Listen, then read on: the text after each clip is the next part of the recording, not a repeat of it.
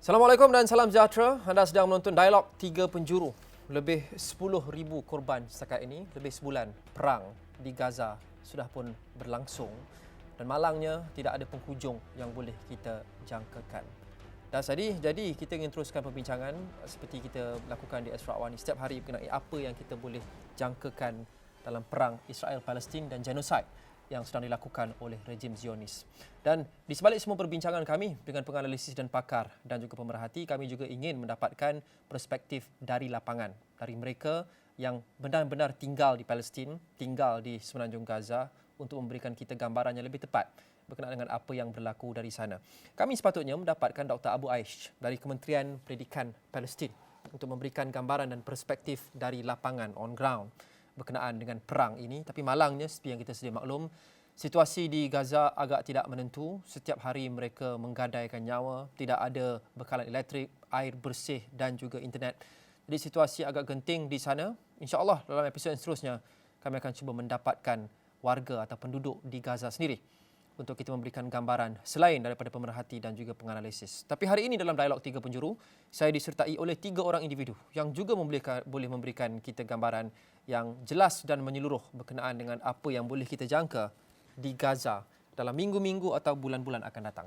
Tetamu saya pada hari ini adalah Profesor Madya Dr. Aminur Rashid Yatiban, Pengarah Institut Kecemerlangan Pengajian Baitul Maqdis di Ghazali Shafi'i Graduate School of Government UUM.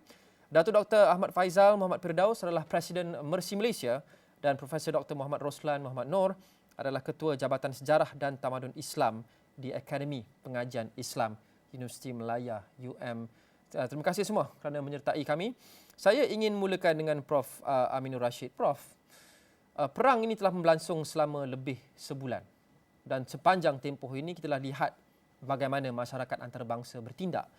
Jadi melihat kepada apa tindakan mereka, apa kenyataan mereka dan masih tidak ada sebarang perubahan yang betul-betul bermakna dalam perang ini, apa yang membuatkan Prof optimis bahawa dunia dan juga PBB masih boleh memainkan peranan yang bermakna untuk memperbaiki keadaan? Okey, terima kasih Luqman. Satu perbincangan yang menarik untuk kita fokuskan pada petang yang berbahagia ini setelah melihat almost segala usaha yang dijalankan ataupun inisiatif yang diusahakan oleh pelbagai pihak, kelihatan masih belum ada yang materialize di dalam bentuk yang meyakinkan, ya.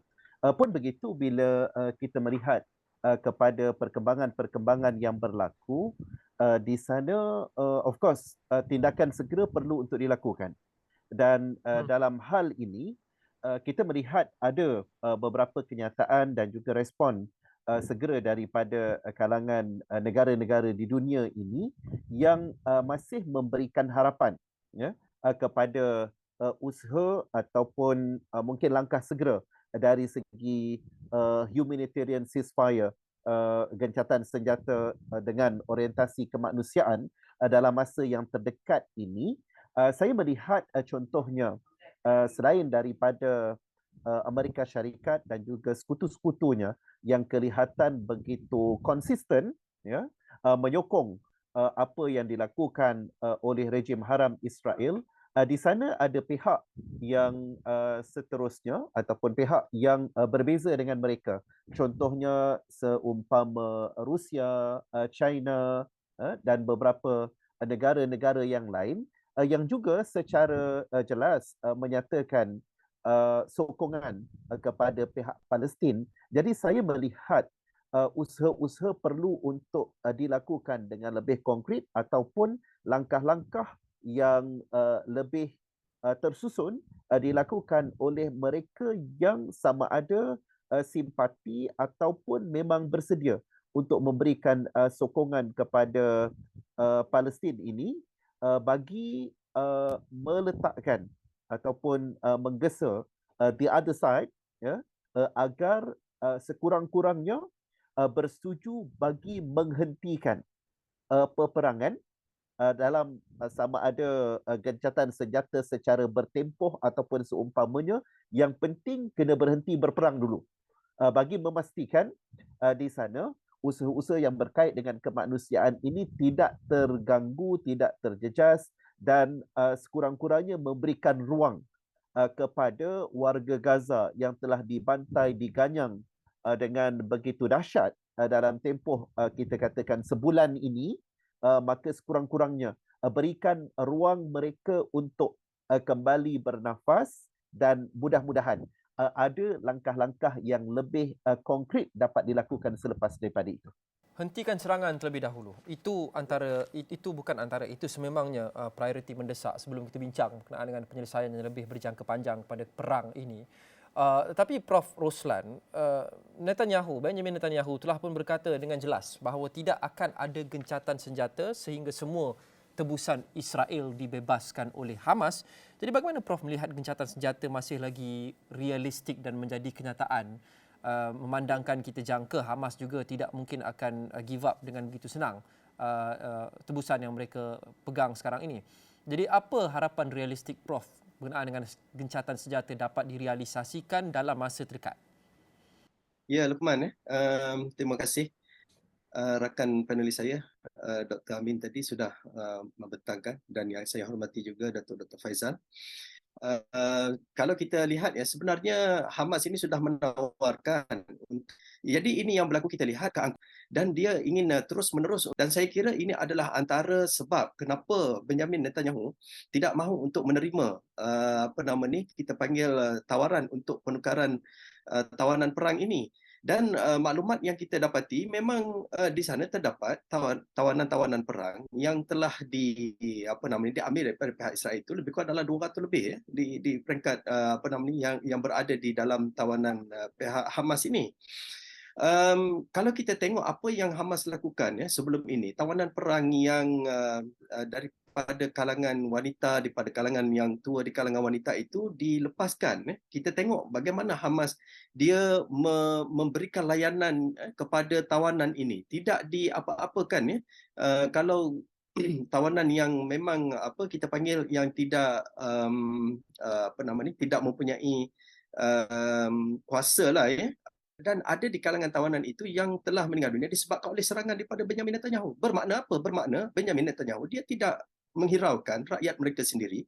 Walaupun rakyat mereka itu terancam dengan serangan yang mereka lakukan ini, dia meneruskan juga perkara tersebut. Jadi ini yang saya rasa cabaran yang cuba untuk sebagai memberikan ruang kepada pihak Israel ini untuk meneruskan pembantaian, kezaliman, pembunuhan.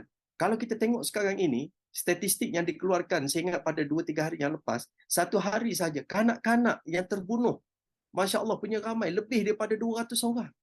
Ini kalau Datuk Dr. Faizal yang bekerja di hospital, mesti melihat perkara ini yang sangat menyayat hati.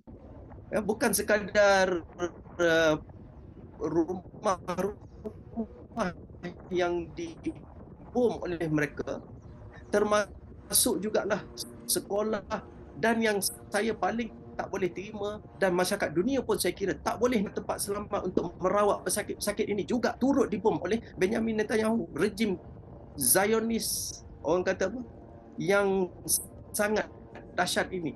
Jadi kerajaan haram Israel ini mesti diberikan tekanan mereka antarabangsa, dan saya sangat yakin apa yang disebutkan oleh Dr. Amin tadi, apabila ada kuasa imbang kepada kuasa besar dunia ini turut memberikan perhatian terhadap isu ini. Tapi kita perlukan yang lebih perancangan yang lebih konkret untuk memastikan bahawa perkara itu dapat dilakukan supaya Israel bersetuju untuk melakukan gencatan senjata. Baik, Dr. Faizal, jadi jelas kita lihat setakat ini sudah lebih sebulan perang ini berlanjutan. Sesuatu lebih perlu dilakukan oleh khasnya kuasa-kuasa besar. Negara seperti Malaysia sudah bersuara, tapi realitinya kita perlu terima bahawa kita adalah negara kecil yang kuasa dan pengaruh kita terhad untuk merangsang sebarang perubahan yang bermakna dalam perang ini. Jadi nama-nama negara yang sering disebut adalah negara seperti China, seperti Rusia, yang tidak berada pada paksi tradisional Barat, Amerika Syarikat yang sering pro-Israel. Dan apa yang kita boleh jangkakan yang perlu kita minta daripada negara-negara ini secara realistiknya untuk membuat sebarang perubahan yang lebih bermakna, kerana kita tidak boleh menjangka atau meminta mereka untuk terlibat dari segi ketenteraan sebagai contoh. Military is not an option, kata orang. Jadi apa lagi yang boleh kuasa-kuasa besar ini berlaku untuk memastikan sekurang-kurangnya gencatan senjata dapat kita capai terlebih dahulu?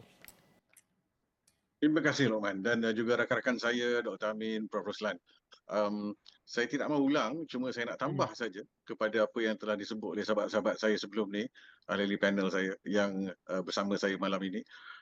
Yang pertama sekali ialah jika kita lihat pada bangsa-bangsa bersatu, pertubuhan bangsa-bangsa bersatu, the United Nations dan semua badan-badan di bawahnya, kita lihat bahawa kepimpinannya dalam isu Palestin ini, ya, sebulat suara menyatakan bahawa mereka memerlukan gencatan senjata segera, ya, daripada Secretary General Guterres, ya, Setiausaha Agung Bangsa-Bangsa Bersatu, kepada High Commissioner Refugees Filippo Grandi, Commissioner General Lazzarini untuk UNRWA dan lain-lain pemimpin Bangsa-Bangsa Bersatu. So ini sudah satu tanda bahawa masyarakat antarabangsa, bila kita sebut masyarakat antarabangsa itu, satu komponen yang penting ialah bangsa-bangsa bersatu, organisasi itu. Dan organisasi bangsa-bangsa bersatu nampaknya sebulat suara sekata, ya, menyatakan bahawa gencatan senjata perlu diadakan segera, bantuan kemanusiaan harus dibenarkan masuk dengan secukupnya, dan kesengsaraan rakyat Palestin di Gaza harus diberhentikan serta-merta, harus diberikan bantuan yang diperlukan serta-merta.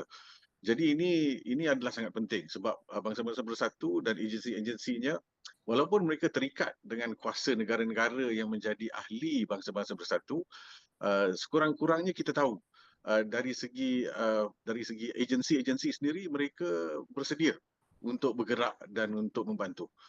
Yang keduanya, saya rasa kita harus terima realiti dunia dan masyarakat dunia yang kita hadapi sekarang ini, ya. Sebab sekarang ini bukan lagi zaman perang dingin, ya, tahun 60-an 70-an, ya. So contohnya kuasa Soviet Union pada tahun 60-an 70-an hingga ke 80-an dahulu agak besar, ya, dan setanding dengan kuasa Amerika Syarikat misalnya. Perkara itu tidak lagi sama sekarang, ya. Kuasa Rusia walaupun masih lagi kuasa besar tapi tidak setanding lagi dengan kuasa Amerika yang kita lihat terlalu jauh ke hadapan, ya. Begitu juga dengan Republik Rakyat Cina, kuasa besar yang meningkat, yang mungkin akan mencabar kedudukan Amerika di masa akan datang ini, di masa yang terdekat, tapi masih juga belum boleh mencabar kuasa-kuasa barat secara terus seperti mana Saudara Luqman sebut tadi.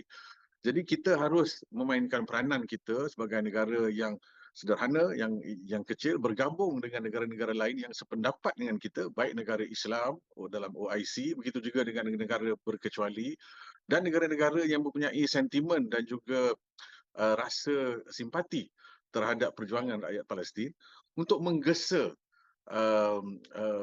rakyat di negara-negara barat untuk bangun dan bangkit, mendesak kerajaan-kerajaan di barat untuk mengubah pendirian mereka. Dan ini kita sudah lihat, ya, sudah pun mula berlaku.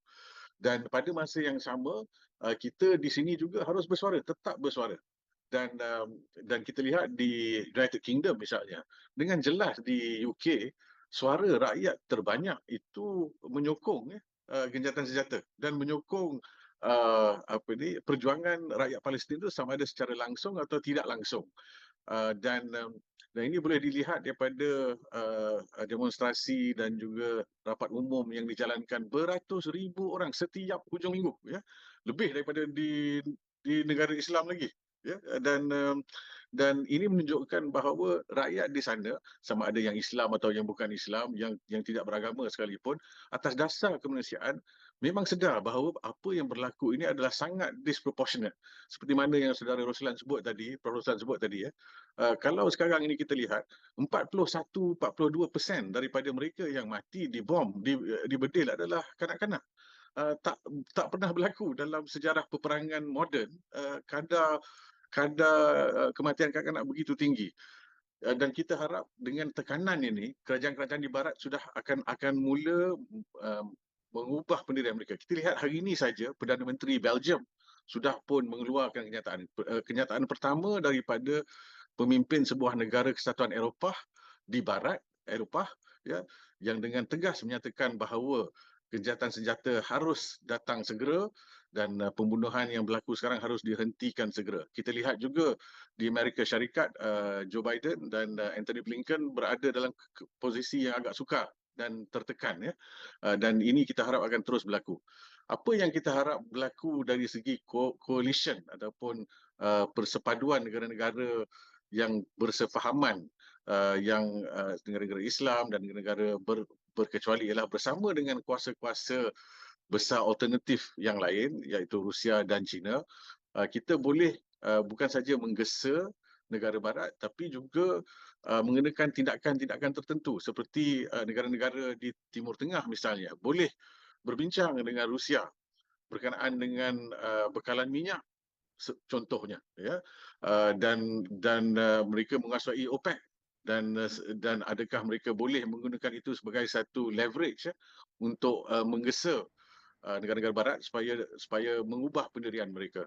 Ya. Kita juga harus bersepadu mendesak bahawa apa-apa kenyataan yang akan dikeluarkan, resolusi yang dikeluarkan oleh Majlis Keselamatan Bangsa-Bangsa Bersatu dapat disokong oleh kedua-dua China dan Rusia pada masa yang sama disokong juga oleh negara-negara berkecuali dan negara-negara Islam. Ini sangat penting sebab seperti saya sebut tadi dinamik kuasa besar di dunia memang sudah berubah daripada 30-40 tahun yang lepas dan kita harus berdepan dengan realiti baru ini dengan cara yang baru. Ya. Prof. Aminur Rashid, apa endgame atau strategi akhir Israel untuk episod terbaru perang ini? Okey.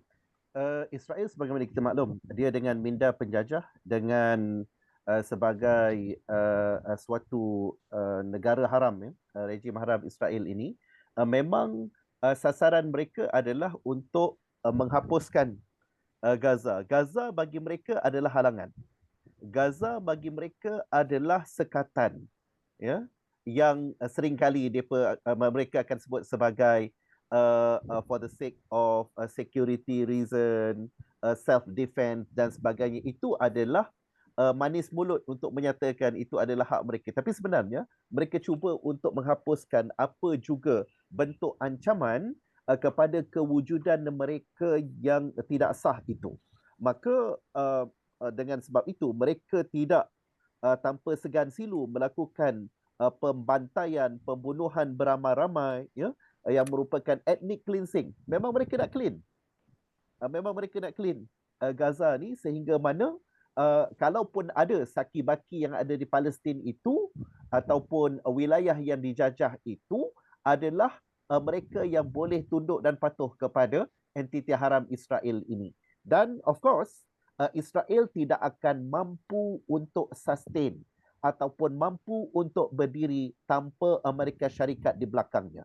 Jadi Israel adalah penjenayah. Israel adalah penjenayah perang, pembunuh kanak-kanak, pembunuh beramai-ramai ini, dan US juga begitu. Maka ini perlu untuk diberikan perhatian dan juga diberikan penekanan. Sebab Israel tak ada apa-apa kalau tak ada backup daripada US ni. Dan dia boleh wipe out anytime.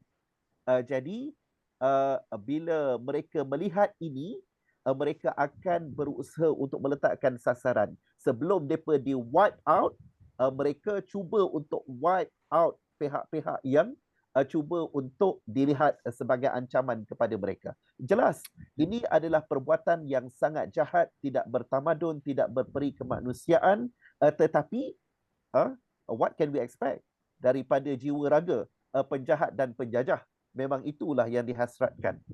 Ya, Prof. Roslan, kita bercakap berkenaan dengan koridor kemanusiaan, membenarkan bantuan dimasukkan, membenarkan mereka yang cedera untuk keluar, malah gesaan untuk semua juga keluar pun ada juga. Dan baru ini kita lihat ada sekali dua yang Israel ataupun Mesir membenarkan pintu sempadan di Rafah dibuka pertama kali adalah untuk membenarkan bantuan disalurkan masuk. Pada ketika itu hanya 20 lori yang jauh daripada mencukupi, dan baru ini juga dibenarkan mereka yang cedera parah untuk keluar ke Mesir untuk mendapatkan rawatan kerana tidak mahu mereka terperangkap di Gaza.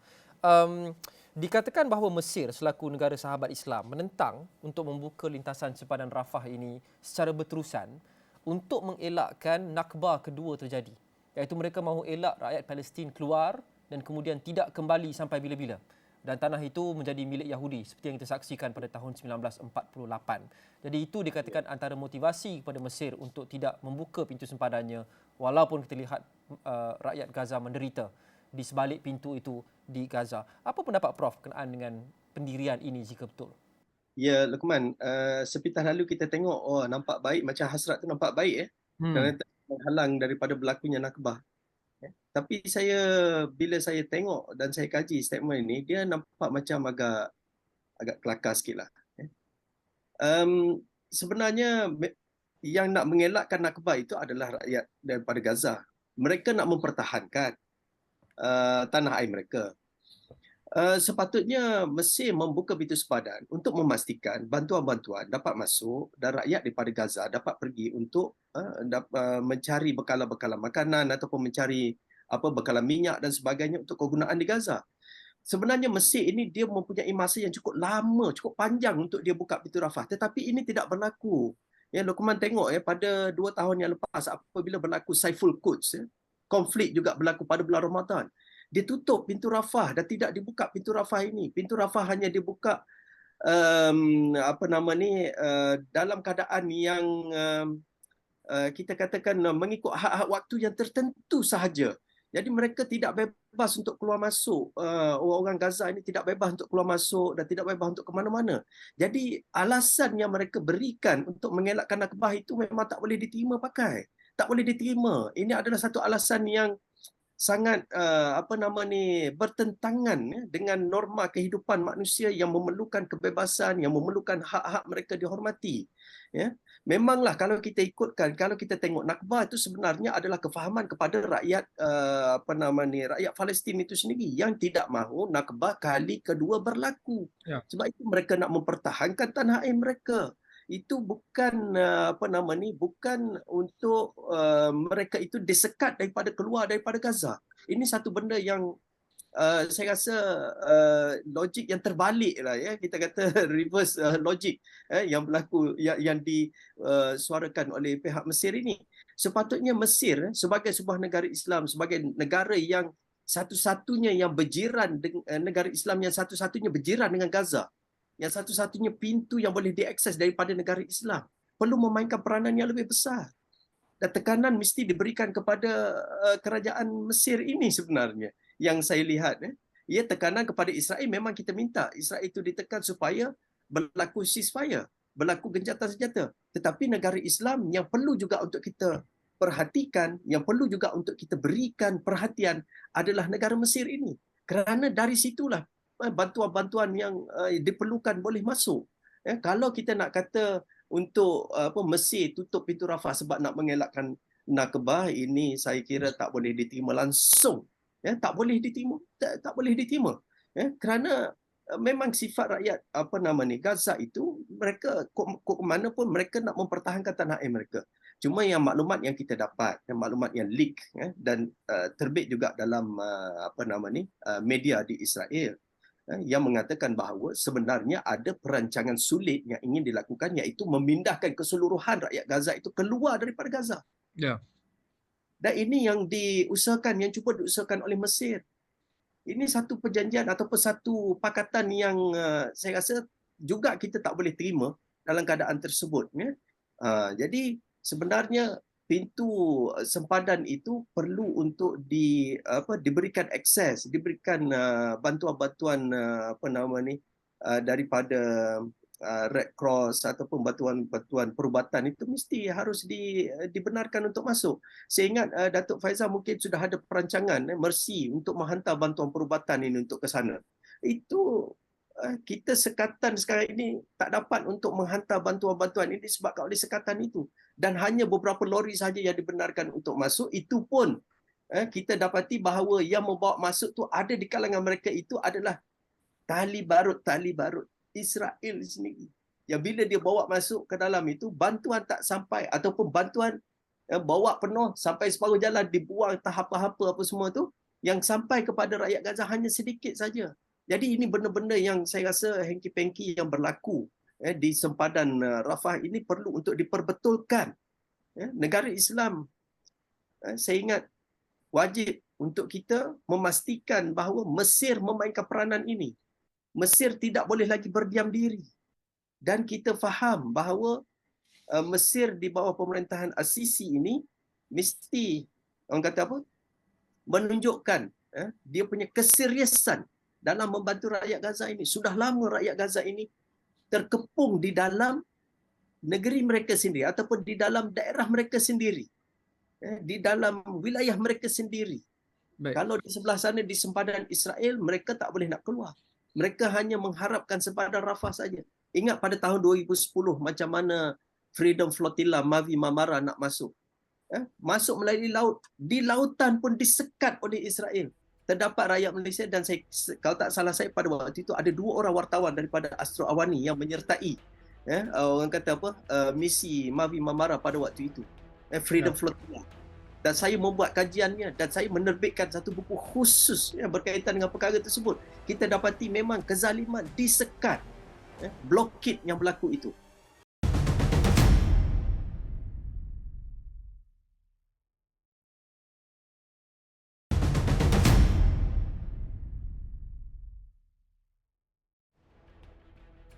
Ya, memang Datuk Faizal sememangnya berpengalaman dalam menyampaikan bantuan melalui Mercy Malaysia dan sebagainya dan familiar dengan cabaran-cabaran yang didepani di lapangan, bukan sahaja di Palestin, di Gaza tapi di berbagai tempat di seluruh dunia.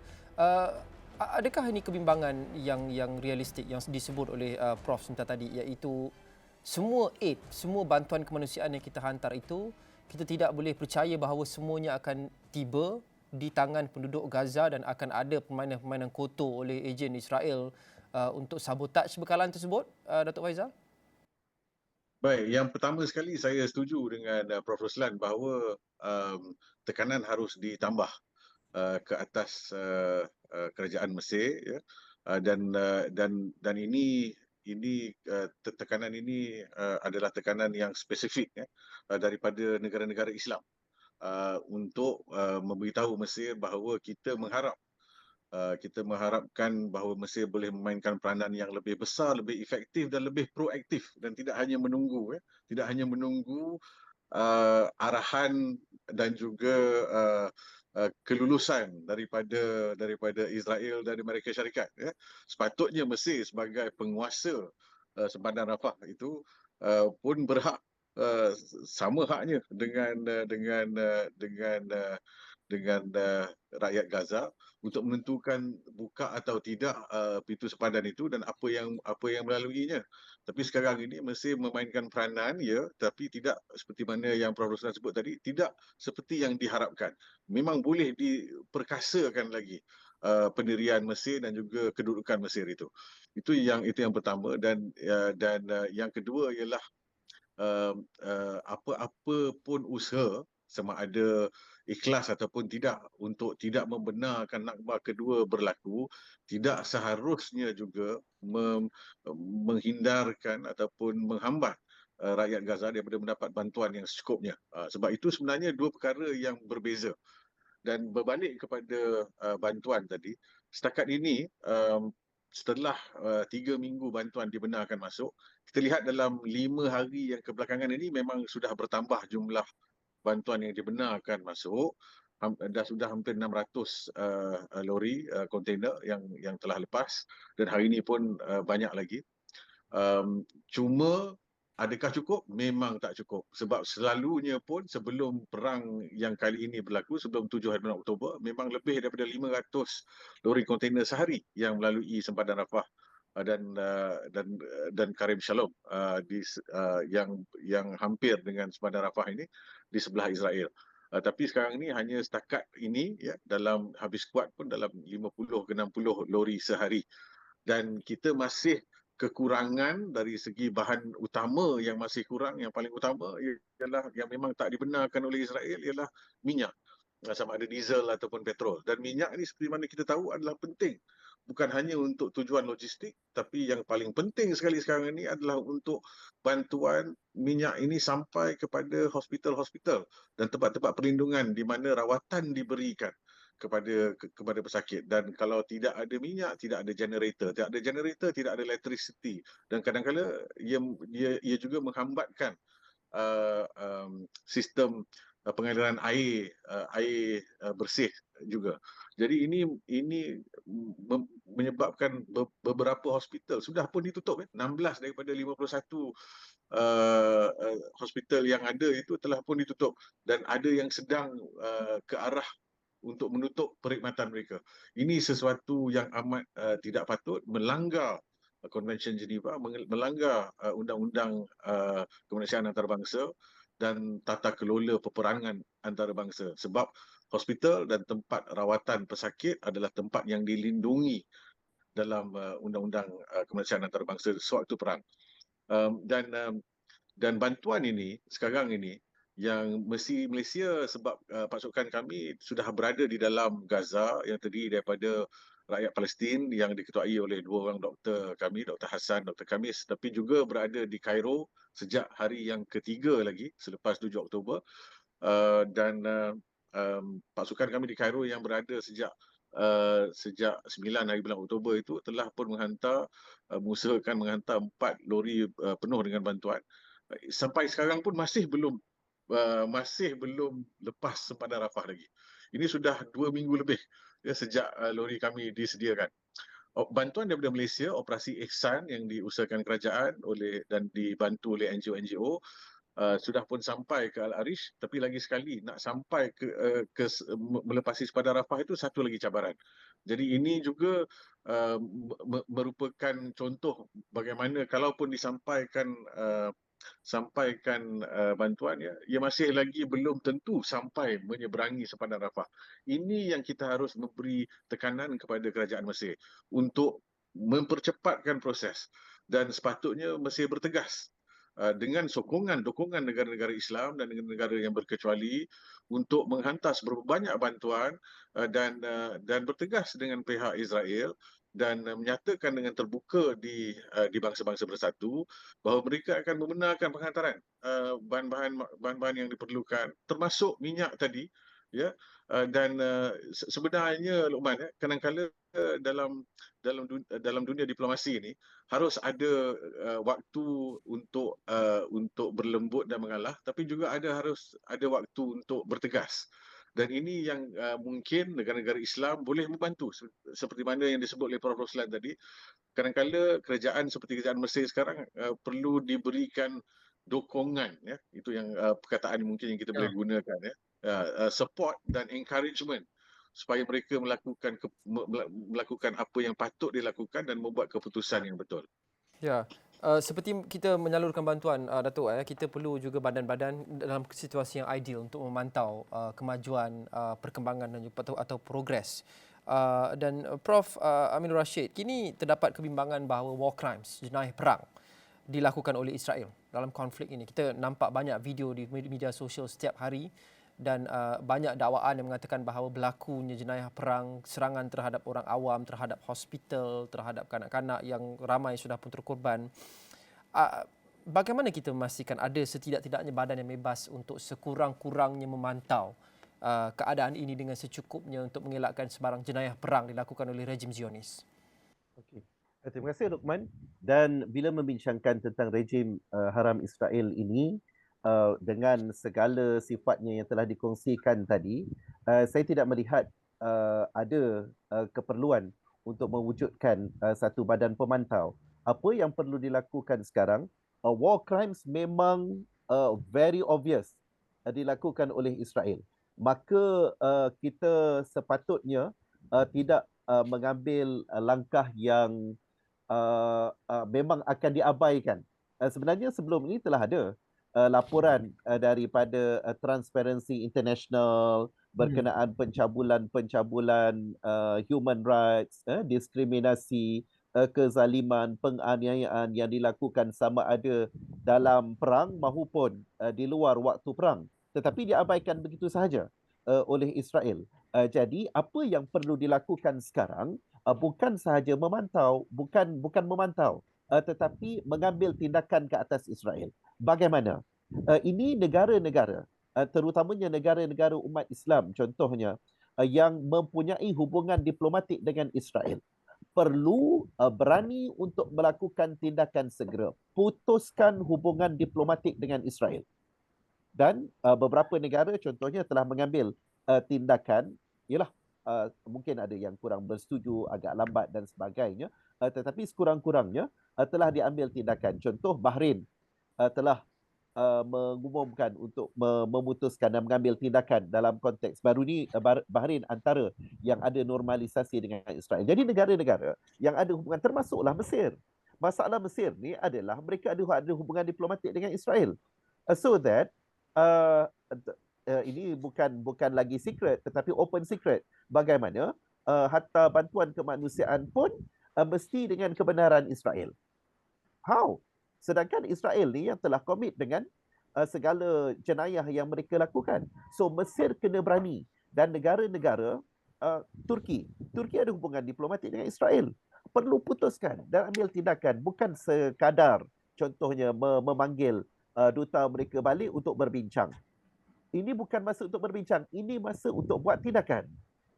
Dan begitu juga negara-negara yang mungkin tiada hubungan diplomatik dengan Israel, tetapi sekurang-kurangnya ada duta ataupun kedutaan Amerika Syarikat termasuk di negara kita.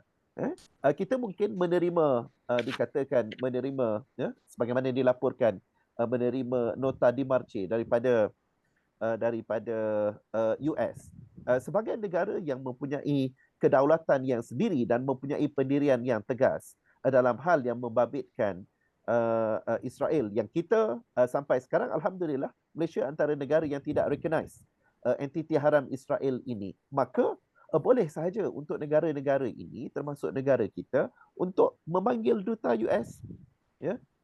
Belum lagi ke peringkat mengusir lah. Saya akan mencadangkan untuk memanggil dulu, sekurang-kurangnya menyatakan pendirian kita dan juga memberikan peringatan tentang penglibatan Amerika Syarikat adalah juga bukan setakat Israel yang komit dengan war crimes, tetapi US membekalkan senjata-senjata, harta dah hantar, dan ini akan tambah lagi. Ini semua adalah pelanggaran, dan saya kira dunia perlu berubah kepada satu, maknanya kita sepatutnya tidak lagi tertakluk kepada dominasi US dan kuasa-kuasa barat ini. Dunia perlu berani. Alhamdulillah masyarakat dan rakyat kelihatan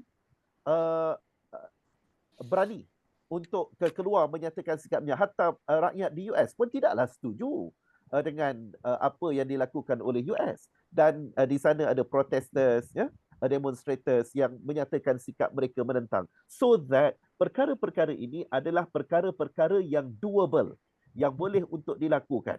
Of course akan ada risiko, tetapi kalau kita boleh untuk membawa concerted efforts, ya, daripada negara-negara ini termasuk negara kita, saya kira kita boleh untuk bukan setakat menghentikan tetapi mengubah masa depan Gaza dan rakyat Palestin dengan suatu penyelesaian yang lebih konkret dan sustainable.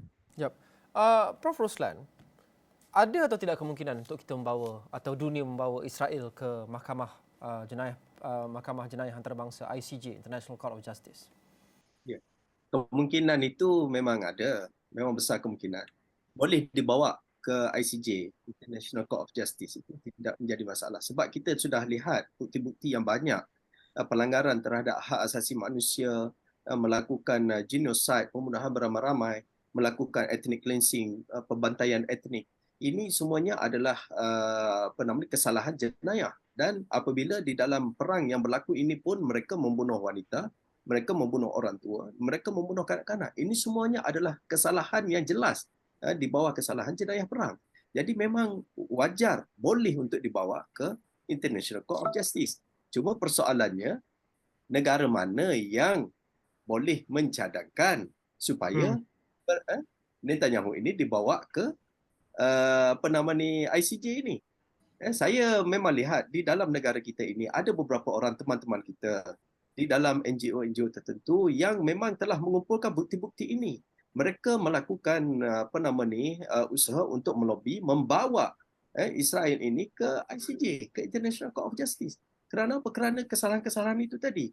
Dan saya melihat bahawa kalau kita nak mengharapkan kuasa besar dunia untuk membawa ini memang tidak akan berlaku kerana kewujudan Israel itu sendiri adalah terus-menerus disokong oleh kuasa besar. Ya, Kalau kita tak realistik. Ya, secara realistiknya. Kalau kita nak mengharapkan mereka memang tak boleh. Sebab itu kita kena mengharapkan the people movement ini ataupun gerakan massa masyarakat ini. Saya setuju bila Dr. Amin dan Datuk Faizal tadi sebut di negara-negara barat kita tengok Masya Allah orang yang keluar untuk berdemonstrasi unjuk rasa itu ya. Itu luar biasa sekali di kalangan masyarakat awam yang keluar di Trafalgar Square itu saya tengok lebih daripada 100,000 dan mereka itu menyuarakan free Palestine from the sea to the river kan macam tu kan disebutkan maknanya mereka ini bersatu hati menunjukkan bahawa mereka memberikan sokongan kepada Palestin itu dan dengan sendirinya memberi tekanan kepada kerajaan mereka. Khususnya kalau di UK itu Rishi Sunak, minta maaf saya sebut nama Perdana Menteri Britain, Perdana Menteri United Kingdom juga ditanya ataupun diberi tekanan oleh masyarakat awam di sana. Begitu juga di Amerika Syarikat. Ya, kalau saya dapat tengok di Amerika Syarikat mereka kata lebih daripada 300,000 turun. Masya Allah. Cukup kental jiwa mereka itu menyatakan sokongan kepada rakyat Palestin dan saya kira ini akan memberikan impak yang besar sebenarnya untuk jangka masa panjang dalam perjuangan untuk membebaskan Palestin ini daripada penjajahan Zionis Israel ini. Sebenarnya yang menjajah ataupun yang menubuhkan negara Arab Israel ini adalah di kalangan Zionis itu. Orang tanya kenapa kita asyik bertelingkah dengan orang Yahudi. Luqman, kalau kita tengok di dalam adakah Islam itu bermusuh dengan Yahudi? Sebenarnya tidak, kata Yusuf Al-Qaradawi. Kita hanya bermusuh dengan Zionis. Sebab apa? Zionis itu mempunyai idea untuk merampas tanah Palestin untuk dijadikan negara mereka. Dan apa yang mereka buat di Gaza sekarang ini adalah projek untuk menyahudikan keseluruhan tanah Palestin itu. Ini kita nak kena faham. Ya, para penonton sekalian, kita nak kena faham itu. Ini projek untuk mengeluarkan rakyat Gaza itu keluar dan Israel ini ataupun kita panggil illegal state of Israel, negara haram Israel ini, mereka nak ambil keseluruhan Gaza itu untuk dijadikan sebagai negara mereka, mengilhakkan kata dalam istilahnya kan, istilah kita buat dalam bahasa Melayu, annexation, sikit demi sikit diambil dan akhirnya mereka nak memastikan keseluruhan itu menjadi hak kepada orang-orang Yahudi Israel ini. Jadi inilah yang saya kira memang wajar untuk dibawa dia ke ICJ dan saya pernah lihat mantan Yang Amat Berhormat Perdana Menteri kita dahulu pernah buat program jenayah yang dilakukan oleh Israel ini. Kalau tak salah saya dulu di PWTC dan kita dah lihat bahawa jenayah yang dilakukan itu bukan zaman Benjamin Netanyahu ni sahaja, zaman sebelum ini pun, zaman Ariel Sharon, zaman siapa lagi kita nak sebut. Sebelum ini memang berlaku jenayah itu tetapi tidak pernah dibawa ke ICJ. Dan inilah masa yang saya rasa tekanan perlu diberikan agar ada di kalangan kita bersama untuk memastikan Yahudi ataupun Perdana Menteri Israel ini dipertanggungjawabkan di atas apa yang beliau lakukan sekarang. Ini kita dah itulah. Ya, bercakap berkenaan dengan tekanan, pada penghujungnya seperti yang kita sudah membincang tadi ia berbalik kepada rakyat setiap negara itu. Kerana kalaupun kita lihat satu-satu negara itu mungkin sangat taksub dengan sokongan mereka terhadap Israel dan tidak pernah berubah seperti Amerika Syarikat, ia akhirnya bergantung pada rakyat di negara itu. Jika rakyat negara itu mahukan perubahan, ketua-ketuanya, pemimpinnya perlu akur kepada rakyat. Jadi kita lihat sepanjang beberapa puluh tahun yang lepas, ini adalah situasinya. Tetapi seperti yang kalian ada sebut sudah tadi, kita lihat mungkin ada perubahan sentimen dalam kalangan publik, dalam kalangan orang awam di negara-negara barat yang secara tradisionalnya menyokong pada Israel, yang pro-Israel. Datuk Faizal, apa yang membuatkan Datuk optimis bahawa generasi baru rakyat, orang muda di negara-negara barat ini mungkin akan berubah fikiran dan berubah hati dan melihat bahawa pendirian mereka itu terpesong dan tidak benar dengan mereka menyokong Israel berterusan menindas Palestin? Terima kasih Lokman, dan saya kira ada 3 bahagian kepada jawapan ini. Yang pertama ialah saya bersetuju dengan Prof Amin tadi bahawa concerted effort daripada semua negara-negara lain, ya, yang tidak bersekutu dengan Israel perlu, dan dia digalaskan dengan secara yang sistematik. Ia akan menjadi satu tekanan yang kuat di peringkat antarabangsa, yang mana ini akan menekan, ya, akan menekan kerajaan-kerajaan Amerika Syarikat dan United Kingdom misalnya, ya. Dan kita dah sebut tadi bahawa perubahan sentimen dalam kalangan rakyat akan juga terus-menerus menekan kerajaan-kerajaan ini dan mengubah pendirian mereka, jika tidak serta-merta, dan dengan cara yang beranjak ataupun incremental. Cuma apabila kita sebut tentang orang muda terutamanya di negara-negara barat, saya kira nombor satu ialah apabila mereka melihat tadi, ya, mereka melihat, kita kena ingat bahawa kebanyakan negara barat merupakan negara yang telah maju, ya, negara-negara Skandinavia misalnya, ya, Sweden, Norway, Denmark merupakan negara yang sangat maju dari segi infrastruktur sosialnya. Mereka ada semua segala macam kemudahan, ya, di dalam masyarakat mereka. Mereka tidak sedikit pun terkurang, daripada maklumat.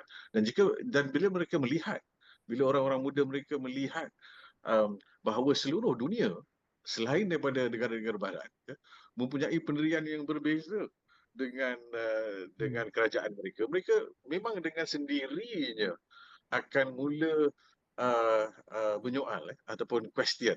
Dan ini adalah salah satu antara kekuatan sebenarnya yang ada dalam masyarakat barat, sebab mereka merupakan masyarakat yang agak bebas dari segi freedom of speech, freedom of thought dan sebagainya. Jadi mereka memang menggalakkan, ya, ciri ataupun sifat bertanya, sifat menongkah arus dan sebagainya, ya. Jadi ini memang akan, apabila mereka lihat, ya, bahawa dunia bersifat lain daripada kerajaan-kerajaan mereka, mereka akan bertanya mengapa. Itu yang pertama.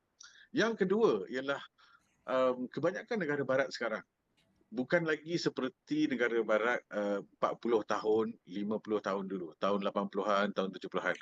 Sejak daripada tahun 90-an terutamanya, kebanyakan negara-negara barat di Amerika Syarikat, Kanada dan juga di Eropah Barat merupakan negara-negara yang sudah lebih cosmopolitan dan multiracial, multi-ethnic dan multi-religious, ya. Di negara Perancis dan United Kingdom, umat Islamnya berjuta-juta, ya. Begitu juga di Germany, ya. Germany sahaja pada tahun 2016-17, sewaktu perang di Syria memuncak, ya, telah mengambil lebih kurang 1 juta warga Syria sebagai pelarian, ya. Dan negara komposisi etnik mereka pun sudah berubah, dan orang muda mereka yang bukan Islam, yang asal ataupun pribumi kepada Germany, kepada France, kepada Sweden, Norway, United Kingdom, secara umumnya, memang ada exception, memang masih ada yang orang kata berpendirian white supremacist dan racist dan sebagainya, ada di mana-mana, ya. Tapi secara umumnya, yang majoritinya sudah pun terdedah kepada masyarakat yang pelbagai, yang diverse. Mereka tidak lagi seperti masyarakat di negara barat 40 tahun yang dulu, dan mereka juga sudah mendengar daripada rakan-rakan mereka yang bukan sahaja cerita tentang kesengsaraan orang Yahudi sewaktu Holocaust, ya, sewaktu Perang Dunia Kedua sahaja yang mereka dengar sekarang. Mereka juga telah dengar macam-macam berita, macam-macam cerita yang melibatkan kesengsaraan, ya, dan penderitaan dan peperangan di Timur Tengah, di Afrika dan sebagainya. Jadi mereka lebih peka. Dan yang ketiga, of course, ialah yang kita lihat sekarang, ialah revolusi maklumat dan teknologi yang kita semua alami, ya, di mana apa yang berlaku sekarang di Gaza boleh dilihat oleh mereka di Los Angeles, boleh dilihat oleh mereka di Gothenburg, boleh dilihat oleh mereka di Kuala Lumpur pada saat yang sama, ya, live sekarang ni, ya. 30 sewaktu perang Arab Israel yang dahulu, tahun 70-an, sewaktu pembunuhan di Sabra dan Shatila pada tahun 82 di Beirut, tidak ada maklumat seperti ini, tidak nampak dengan mata kita sendiri, ya, pembunuhan itu berlaku. Sekarang ini kita boleh lihat.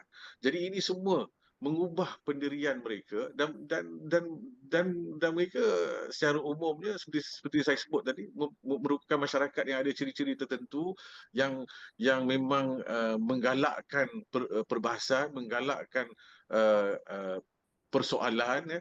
Dengan sendirinya orang muda mereka akan berubah. Baik.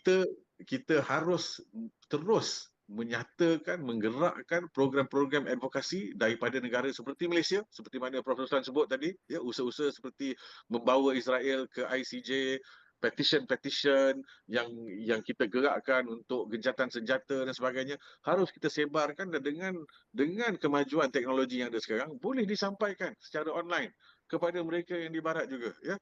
Dan ini akan sedikit demi sedikit mengubah pendirian mereka, dan saya rasa insya-Allah, ya, apa yang Dr. Amin dan Prof. Ruslan sebut tadi itu insya-Allah akan boleh menjadi kenyataan, iaitu ini merupakan sebenarnya titik perubahan di mana akibat daripada perubahan pendapat dan pandangan masyarakat, kerajaan mereka juga akan terpaksa berubah. Baik. Saya ingin beri kata penutup kepada Prof. Aminur Rashid. Prof, apa yang Prof jangka atau optimistik akan berlaku dalam seminggu dua akan datang dalam perang ini? Bismillahirrahmanirrahim. Berdasarkan kepada perkembangan-perkembangan yang berlaku, saya walaupun ia adalah perkara yang sukar, tetapi saya wajar nyatakan bahawa perang ini akan berlanjutan untuk satu tempoh yang bukan sekejap, ya.